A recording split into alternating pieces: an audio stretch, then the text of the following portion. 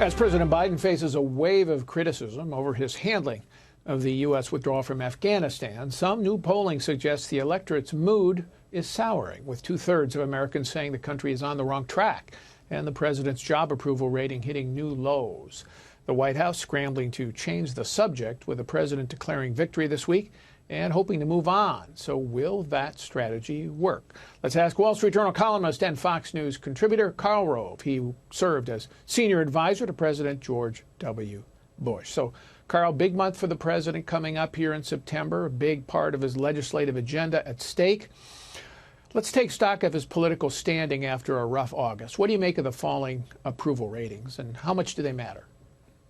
Well, first of all, let's remember they started before the debacle in Afghanistan. His numbers were pretty good, not great, but pretty good at the beginning of August, but they began to decline steadily and then accelerated, apparently, after the fall of Kabul and the evacuation. And I don't think we've seen the bottom of it yet. But the fact that it began in August means that people's concerns about the economy and about COVID and about the 3.5, actually $5.5 trillion American jobs plan, these were already starting to have an effect on the president. You can see the same thing in the right track, wrong track. That has been going the wrong direction for a pretty good number of weeks. So my sense is this is going to get worse before it gets better, and I'm not certain what's exactly going to turn it around. It does not look to me like the discussions over the American Jobs Plan are going to be particularly positive. More and more people are going to be focused on the price tag and what it does, and the dissension inside the Democratic Party is going to further demonstrate that the president is a relatively weak chief executive. What do you make of the president's Afghanistan strategy now, politically, which is give that big speech, declare victory, put it behind you, take no more questions? I'm not sure he'll ever talk about it again, to be honest. I mean, every time he's asked about it, he just walks away. Is that going to be, can they pull that off, or is this going to continue to intrude here in the months ahead?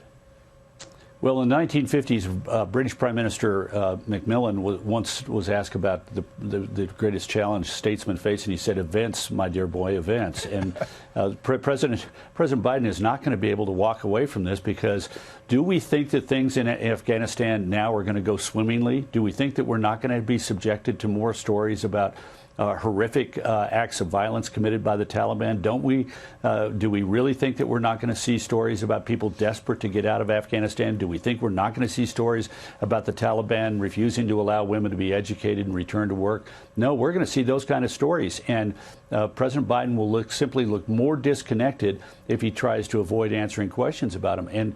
And look, it will take time before the terrorist threat grows, because it will take time for these groups to sort of, make their plans, find their places, grab together the resources. But I don't think that anybody in the intelligence community believes that there's anything but a greater challenge coming from terrorist groups who are going to find safe haven in Afghanistan.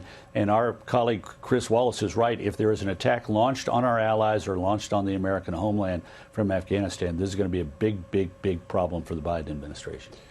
Yeah, I agree with you. It looked like you're on it if you're asked about it. Look like you have some answers. You're paying attention to the issue of Afghans and Americans left behind, certainly. Going into September, what's the antidote for the president? Is it congressional success, passing your agenda, even if you can't get all of it, or pushing that infrastructure bill through, even if the left doesn't like it? What do you suggest? Well, the bipartisan infrastructure bill, the BIF, it could be a win for him, but it ain't going to be a pretty win. But it could help him, but it's not the end-all, be-all, because he will have only gotten it because he's gotten Republican support, and because it's limited. I think more importantly are going to be the battle over raising the debt ceiling, which I think is going to be highly partisan, chew up time, and draw people's attention to the fact that we have an enormous problem brewing with regard to the amount of money that our government owes to its debt holders. And then we're going to have the battle over the American Jobs Plan, and that's going to be Democrat on Democrat. And I think at the end of the day, highly unlikely that they're going to get anything close to what they want to get.